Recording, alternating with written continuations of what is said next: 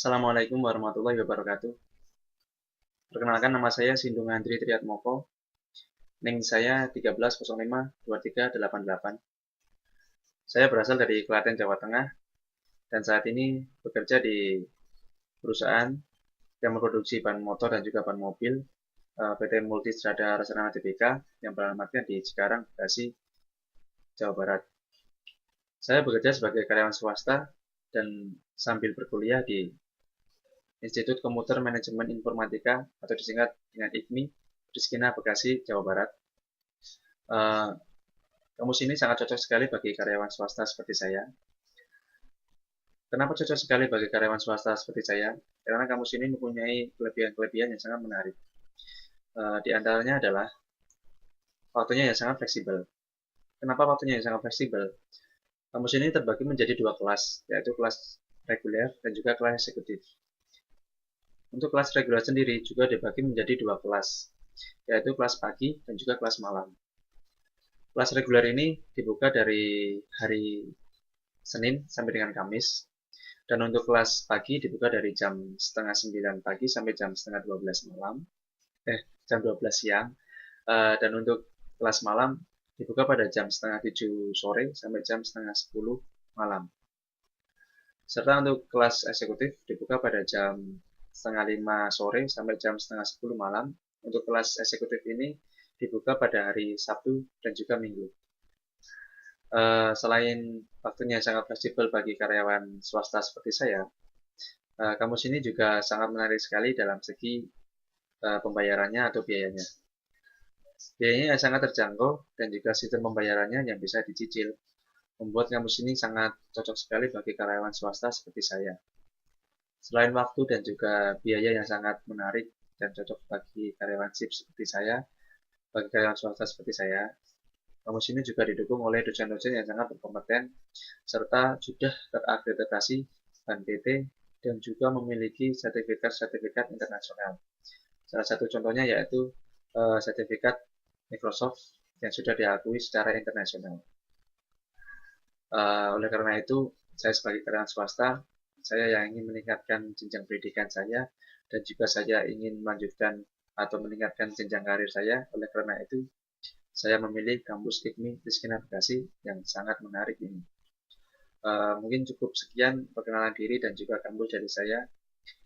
Oleh karena itu, saya akan mengajukan atau memohon pada teman-teman ingin memperhatikan video dari saya ini agar dicermati, siapa tahu ada yang menarik di dalamnya, dan juga sebagai pertimbangan buat teman-teman untuk membuat video sebagai tugas kuliahnya juga.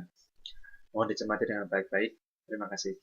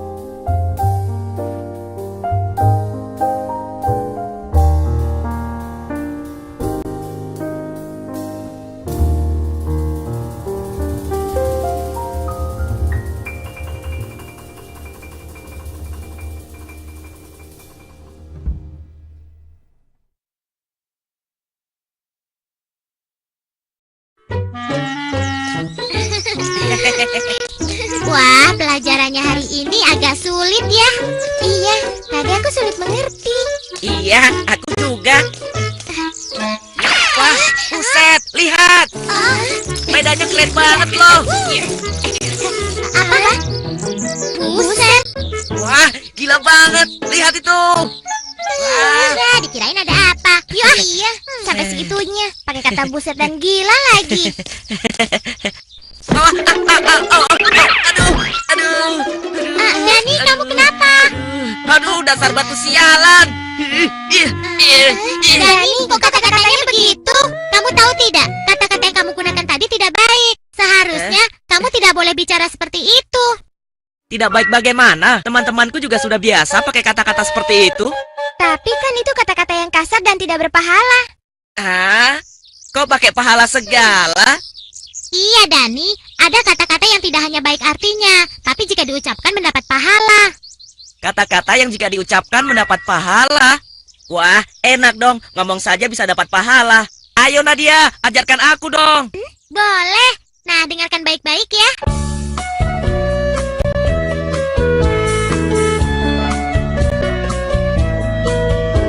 Muslim itu selalu ingat Allah dalam perbuatan perkataan.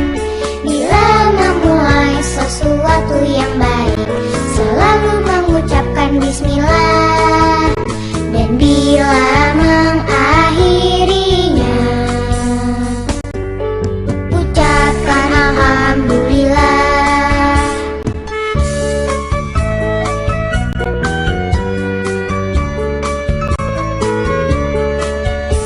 Bila melihat pemandangan yang indah, maka terucap subhanallah.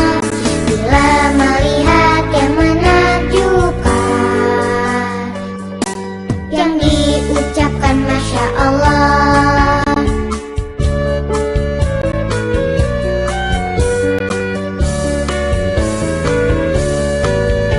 Bila berjanji kepada siapa saja, tak lupa terucap insya Allah.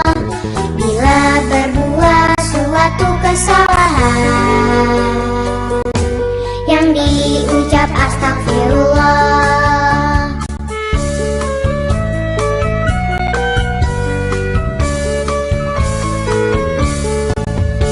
Inilah semua kalimat thayyibah, diucapkan di setiap keadaan. Bila kita mengingat Allah, Allah akan mengingat kita.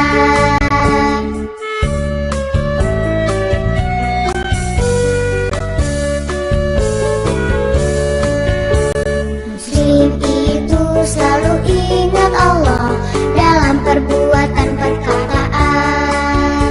Bila kita mengingat Allah, Allah akan mengingat kita. Allah akan mengingat kita. Allah akan mengingat kita. صراط الذين أنعمت عليهم غير المغضوب عليهم ولا الضالين آمين بسم الله الرحمن الرحيم Bikin malu kado saja. Katanya tidak akan nakal. Besok-besok kakak tidak mau ajak lagi. Ayo sekarang kita pulang. ولم يولد Ayo sekarang duduk. Kamu bikin malu kado saja. Katanya tidak akan nakal. Besok-besok kakak tidak mau ajak lagi. Ayo sekarang kita pulang. Sudah jam nangis. Ayo cepat. Ih.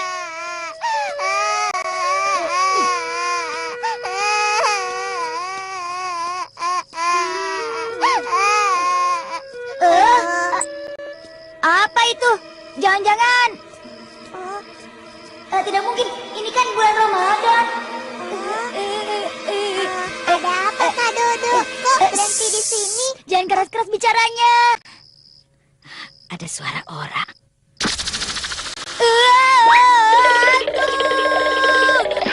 Cucu, tunggu. Tolong.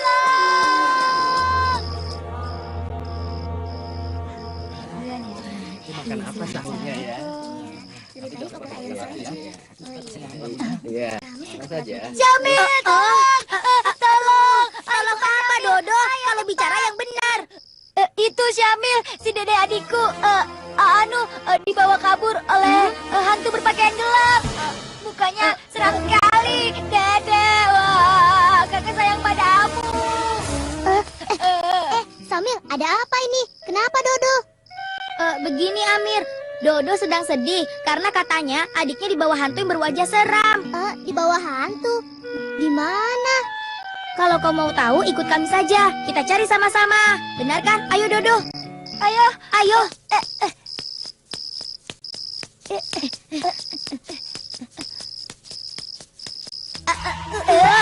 Itu dia, hantu yang menculik si Dede. Ayo kita selamatkan Dede. Jangan sampai Dede kenapa-napa. Ayo. Seperti ada suara orang berlari. Ayo kita serang.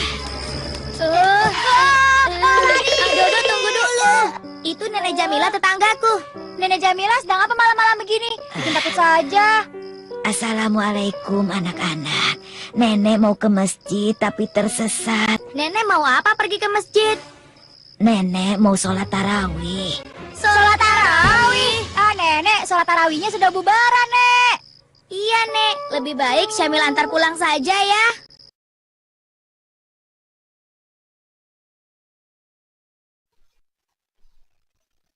Dalam video kali ini, saya akan menampilkan sebuah video yang bertemakan tentang keagamaan dan berjudul pendidikan anak di dalam piranti Islam. Sudah saya singgung dari awal tadi, video ini sebagai syarat untuk mengajukan judul UPOM atau uji kompetensi pada kampus IGMI Rizkina Bekasi. Mohon disimak baik-baik. Terima kasih.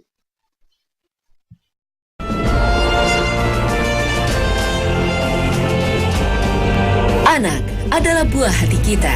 Selaku orang tua, kita selalu berharap dapat memberikan yang terbaik bagi anak.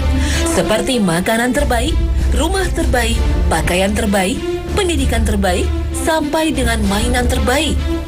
Sebagai orang tua, kita dengan ringan tanpa pamrih sedikit pun mencurahkan segenap kasih sayang, perhatian, dan daya upaya demi kehidupan serta masa depan anak kita kelak.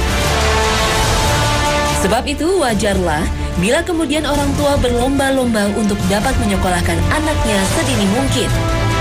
Biaya sekolah yang semakin mahal hingga puluhan juta rupiah tiap bulannya hanya agar anaknya dapat sekolah di sekolah berlabel internasional yang digadang-gadang dapat memberikan pendidikan terbaik bagi anak-anak mereka. Belum lagi rangkaian kursus keterampilan dari bahasa hingga musik menjadi bagian proses pendidikan anak. Ketika anak disibukkan dengan hal-hal tersebut, kadangkala orang tua malah mengabaikan aspek pendidikan akhlak yang islami pada anak. Boleh jadi, kelak mereka menjadi anak yang sukses dan berprestasi sebagaimana yang pernah diimpikan orang tuanya. Namun sadarkah orang tua, tanpa akhlak yang islami, anak mereka akan menjadi pribadi yang rapuh, yang tidak berlandaskan tuntunan syar'i. Pernahkah kita selaku orang tua berpikir bahwa anak adalah harapan kita kelak di kehidupan akhirat? Sebuah kehidupan yang kekal abadi, pada saat itu tak ada lagi peluang bagi siapapun untuk dapat beribadah, menambah pahala, dan menghapus dosa pada hari itu yang tinggal hanya amal-amalnya ketika di dunia. Rasulullah Shallallahu Alaihi Wasallam bersabda,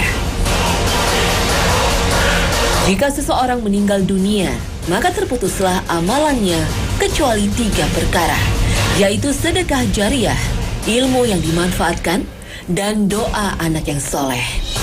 Hadis riwayat Muslim. Ketika orang tua mampu menjalankan peran mendidik anaknya dengan baik, maka insya Allah surga telah menantinya. Dunia modern dengan kenakalan anak dan remaja semakin mengkhawatirkan, membutuhkan kesabaran, kebijaksanaan, bahkan sikap tegas dari orang tua kepada anaknya. Orang tua dituntut semakin fokus agar anak-anak Muslim Indonesia mampu tumbuh dewasa dengan bekal akhlak yang mulia. Lalu seperti apakah tahapan mendidik anak dalam perspektif Islam?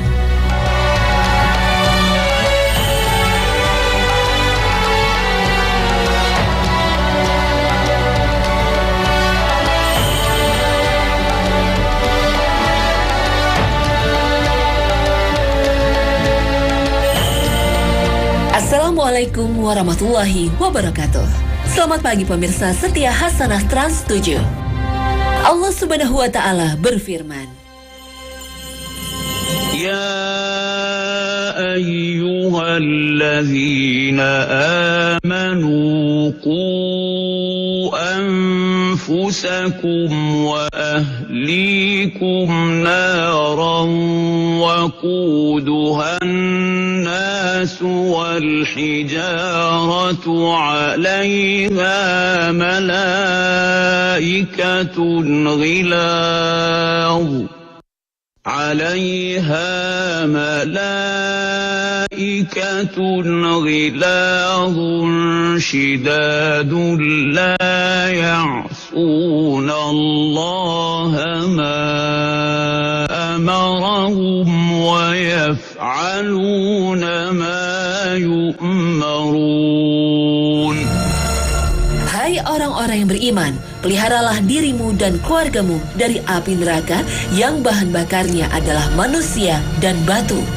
Penjaganya malaikat-malaikat yang kasar, keras, dan tidak mendurhakai Allah terhadap apa yang diperintahkannya kepada mereka, dan selalu mengerjakan apa yang diperintahkan.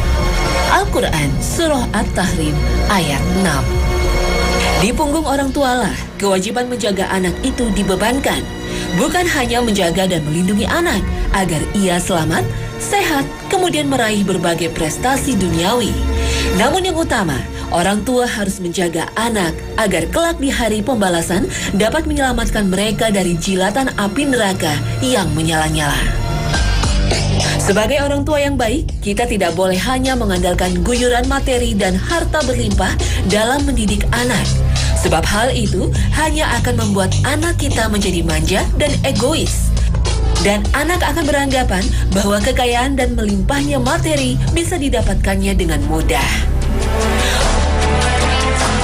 Orang tua harus memasukkan landasan hidup yang begitu penting ke dalam jiwa anak-anak. Sehingga kemanapun mereka pergi, ridha Allah juga yang mereka cari. Maka menanamkan nilai-nilai Islami sejak dini pada anak adalah suatu hal yang mutlak dilakukan oleh setiap orang tua muslim. Harapan setiap orang tua yang beriman agar kelak ketika ia telah tiada, ada anak soleh yang dengan penuh cinta memohonkan ampun atas dosa-dosanya tatkala hidup di dunia. Karena selain amal jariah dan ilmu yang bermanfaat, tak ada lagi yang dapat kita harapkan selain doa-doa anak kita yang soleh.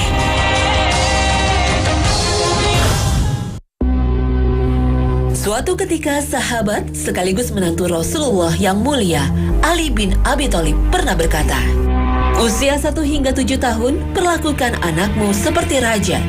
7-14 tahun, perlakukan anakmu bak seorang tawanan.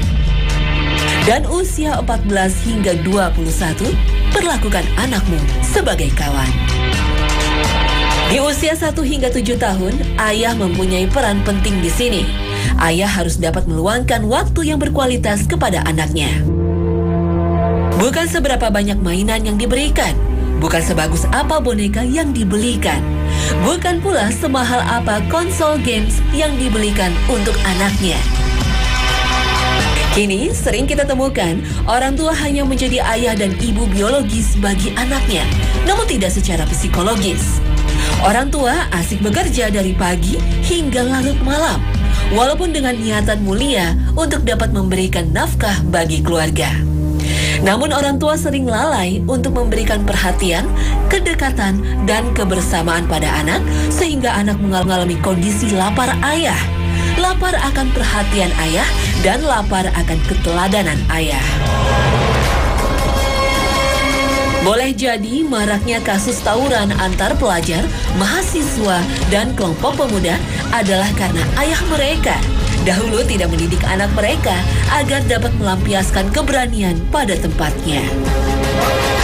Sedangkan maksud perkataan Ali radhiyallahu anhu bahwa perlakukanlah anakmu di usia 7 hingga 14 tahun bagai seorang tawanan adalah di usia tersebut merupakan waktu yang tepat untuk mulai menanamkan sikap disiplin pada anak, menanamkan kejujuran, menanamkan kebiasaan-kebiasaan baik, Dan yang terpenting adalah menanamkan keyakinan yang kuat terhadap Allah Subhanahu wa Ta'ala. Orang tua harus bisa menjauhkan anaknya dari perilaku syirik, seperti percaya dengan ramalan bintang dan ramalan tentang kehidupan yang kini marak dipraktekkan oleh kalangan muda. Kita harus mulai menanamkan nilai-nilai keesaan Allah sejak dini pada anak kita.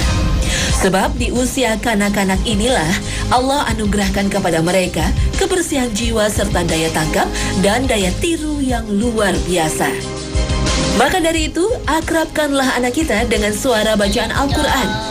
Berkomunikasilah dengan anak menggunakan bahasa yang mudah dicerna olehnya.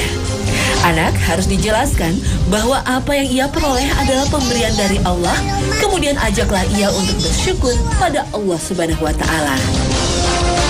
Bahkan pentingnya menanamkan nilai ketauhidan pada anak ini sudah dipraktekkan oleh generasi terdahulu, jauh sebelum Nabi Muhammad dilahirkan. Allah Subhanahu wa Ta'ala berfirman tentang kisah pendidikan tauhid Luqman kepada anaknya. وَإِذْ قَالَ لُقْمَانُ لِابْنِهِ وَهُوَ يَعِظُهُ يَا بُنَيَّ لَا تُشْرِكْ بِاللَّهِ إِنَّ الشِّرْكَ لَظُلْمٌ عَظِيمٌ. Dan ingatlah ketika Luqman berkata kepada anaknya di waktu ia memberi pelajaran kepadanya, "Hai anakku, janganlah kamu mempersekutukan Allah. Sesungguhnya mempersekutukan Allah adalah benar-benar kezaliman yang besar." Al-Quran Surah Luqman ayat 13.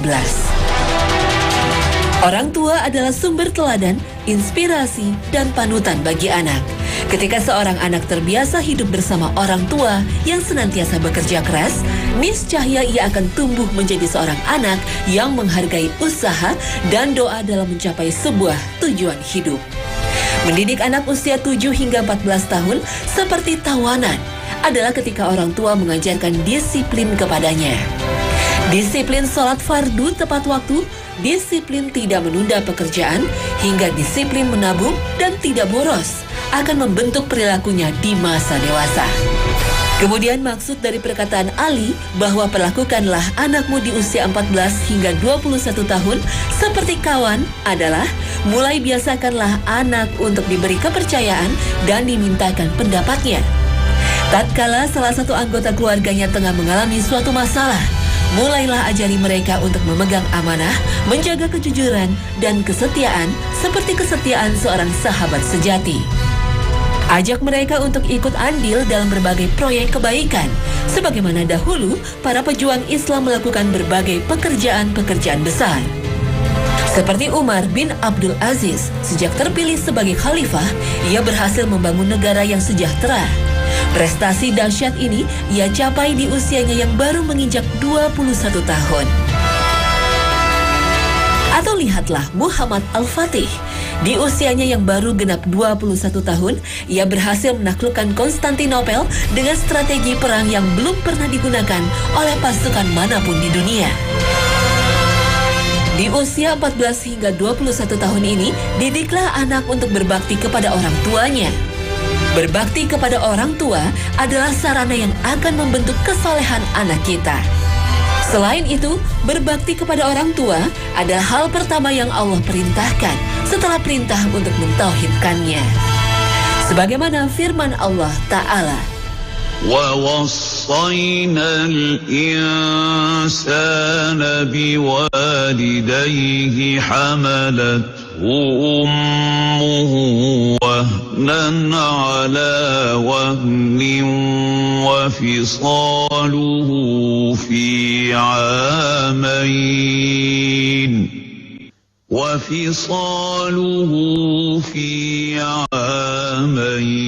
أن اشكر لي ولوالديك إلي المصير. didik pula anak kita agar ia selalu merasa diawasi oleh Allah. Ajarkanlah padanya bahwa Allah Maha menyaksikan dan Maha mengetahui segala sesuatu yang ia kerjakan sampai dengan apa yang tersembunyi dalam hatinya. Dengan begitu, diharapkan kelak ia menjadi pribadi yang tidak menentang aturan-aturan Allah. Ia akan menjadi pribadi yang meletakkan keridhaan Allah sebagai puncak dari segala cita-citanya. Allah berfirman, Luqman berkata, "Hai anakku, sesungguhnya jika ada sesuatu perbuatan seberat biji sawi dan berada dalam batu atau di langit atau di dalam bumi, niscaya Allah akan mendatangkannya, membalasinya. Sesungguhnya Allah Maha Halus lagi Maha Mengetahui." Al-Quran Surah Luqman ayat 16. Kemudian didiklah anak kita untuk mencintai sholat. Tanamkanlah dalam jiwa mereka bahwa sholat adalah tiang agamanya. Bila ia meninggalkannya, maka ia telah meruntuhkan agamanya. Rasulullah Shallallahu Alaihi Wasallam bersabda, "Inti pokok segala perkara adalah Islam, dan tiangnya, penopangnya adalah sholat." Hadis sahih riwayat Tirmizi. Buah dari sholat itu akan menjadikannya pribadi yang cinta dengan segala kebaikan, dan sebaliknya, ia benci dengan kemungkaran, sebagaimana firman Allah. Bacalah apa yang telah diwahyukan kepadamu, yaitu Alkitab, Al-Quran, dan dirikanlah sholat. Sesungguhnya sholat itu mencegah dari perbuatan-perbuatan keji dan mungkar. Dan sesungguhnya mengingat Allah, sholat adalah lebih besar keutamaannya dari ibadat-ibadat yang lain. Dan Allah mengetahui apa yang kamu kerjakan. Al-Quran Surah Al-Ankabut ayat 45. Ajari pula anak kita beramar ma'ruf nahi munkar. Mulailah dari hal-hal yang terkecil dan sederhana. Misalnya tatkala ia hendak ujian semester di sekolah, ajarkan ia untuk mengerjakannya dengan sportif, dengan tidak mencontek. Didik pula lah mereka agar bersabar, serta menanamkan akhlak terpuji pada mereka. Inilah yang juga diajarkan Luqman kepada anak-anaknya agar menjadi anak soleh dan solehah. Dan janganlah kamu memalingkan mukamu dari manusia karena sombong. Dan janganlah kamu berjalan di muka bumi dengan angkuh. Sesungguhnya Allah tidak menyukai orang-orang yang sombong lagi membanggakan diri. Dan sederhanalah kamu dalam berjalan, dan lunakanlah suaramu. Sesungguhnya seburuk-buruk suara ialah suara keledai. Al-Quran Surah Luqman ayat 18 dan 19.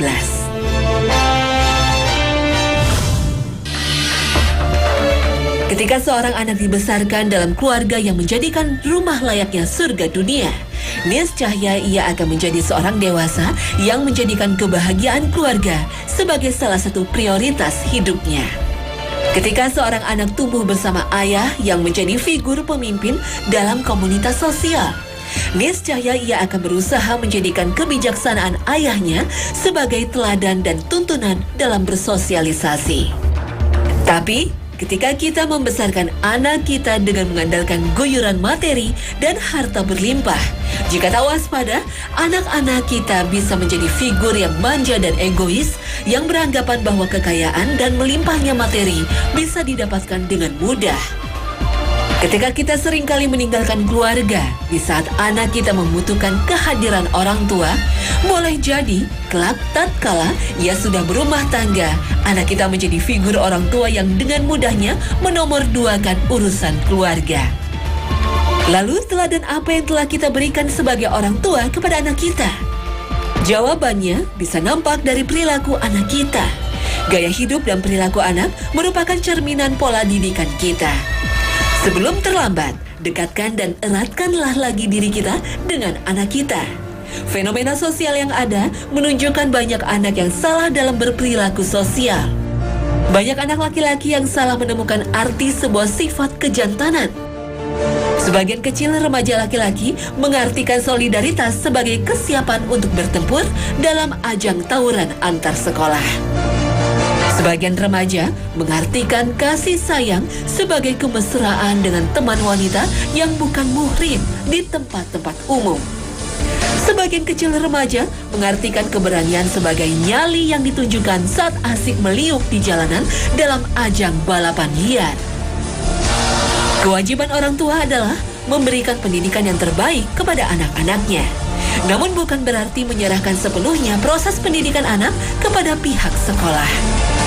Kewajiban orang tua adalah menjamin tersedianya materi bagi anak untuk menjalani hidupnya hingga ia sanggup hidup mandiri. Namun bukan berarti menyediakan dana tak terbatas untuk memenuhi seluruh permintaan anak. Orang tua bekerja keras agar bisa memberi pendidikan terbaik, bukan dengan memasukkan mereka ke sekolah unggulan yang diinginkan, tetapi memasukkan landasan hidup yang begitu penting ke dalam jiwa mereka, sehingga kemanapun mereka pergi, ridha Allah juga yang mereka cari. Kesabaran dan kebijaksanaan tampaknya dua hal terpenting yang harus kita miliki sebagai upaya kita untuk menyempurnakan kewajiban kita sebagai orang tua. Dengan kesabaran, perhatian orang tua diterima sebagai bentuk kasih sayang oleh anak. Dan dengan kebijaksanaan, pendapat orang tua diterima sebagai masukan dan restu atas pilihan hidup yang diambil oleh anak. Bila kita renungkan bahwa sesungguhnya di luar sedekah jariyah dan ilmu yang bermanfaat, tak ada lagi yang dapat kita harapkan manfaatnya selain anak-anak soleh yang mendoakan. Tentu ini berarti kita harus menjadikan mereka soleh terlebih dahulu. Barulah dengan kesolehan itu mereka akan mendoakan kita. Boleh jadi kita sering memberi petuah pada anak-anak kita agar mereka menjadi anak yang soleh dan solehah. Namun sudahkah mereka melihat contoh pribadi yang soleh dan solehah seperti apa? Bila kita mengharapkan anak-anak kita menjadi anak yang soleh dan solehah, maka kita sebagai orang tuanya yang harus terlebih dahulu berupaya mensolehkan diri.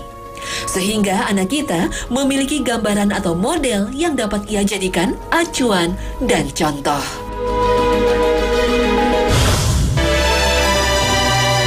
Bila sebelumnya anak kita tidak pernah melihat ayah dan ibunya membuka lembaran Al-Quran, lalu mengajaknya sama-sama membaca, maka berjanjilah pada diri kita sendiri bahwa mulai hari ini dia akan melihat ayah dan ibunya membaca Al-Quran.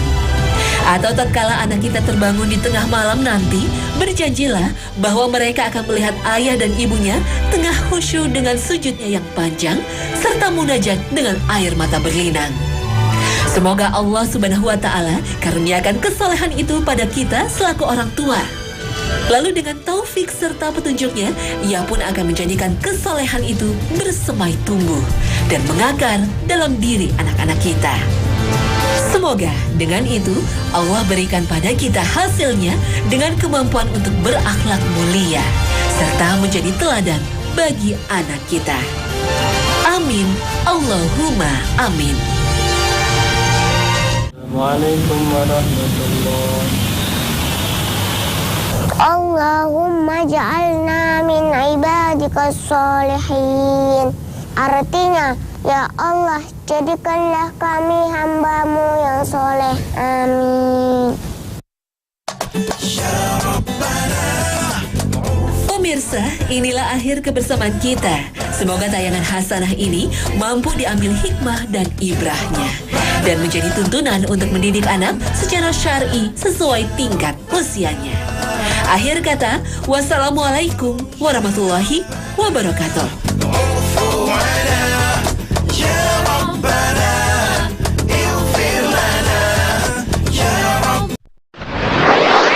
Mengenal hukum dalam Islam.